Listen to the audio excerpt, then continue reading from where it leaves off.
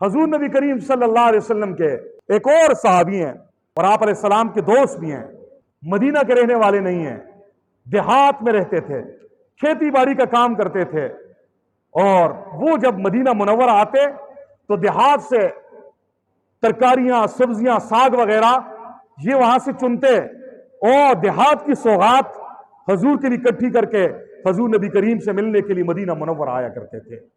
نبی کریم صلی اللہ علیہ وسلم بھی اپنے اس دوست کو تحفے کے بدلے میں تحفہ دیا کرتے تھے، تحفے کے بدلے میں تحفہ دیا کرتے تھے۔ رسول اللہ صلی اللہ علیہ وسلم نے ارشاد فرمایا، تحادو تحابو، ہدیہ لیا دیا کرو، گفٹ لیا دیا کرو، اس سے باہمی محبتیں پیدا ہو جاتی ہیں۔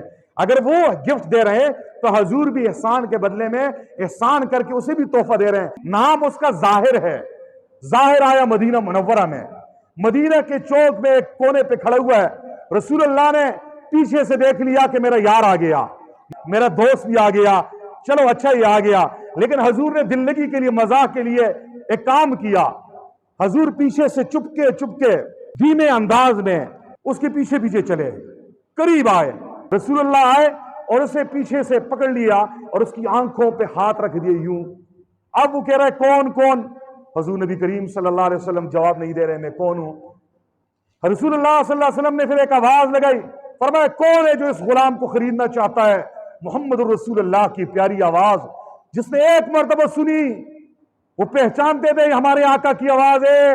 وہ ظاہر حضور کا دوست، وہ سمجھ گئے رسول اللہ کے مبارک ہاتھ لگے ہوئے ہیں، خوشبو بھی آ رہی ہے، آپ کی سریلی آواز میں ایک صدا لگ رہی ہے، کون ہے جو اس غلام کو لے رہا ہے؟ اس نے محبت کے لیے اپنی پشت کو حضور کے سینہ مبارک سے جوڑ دیا اور کہنے لگے اللہ کے نبی مجھ جیسے کم قیمت کو کون لے گا؟ رسول اللہ مسکرا گئے، فرمایا او ظاہر، او میرے دوست، تو میرا دوست ہے، تو میرا دیہاتی دوست ہے، میں تیرا شہری دوست ہوں، اللہ کے نزدیک تیری بڑی قیمت ہے۔ یہ محمد رسول اللہ صلی اللہ علیہ وسلم کی اپنے ساتھیوں کے ساتھ دل لگی، ملاطفات اور ان کے ساتھ گپ شپ، یہ ایک پہلو ہے۔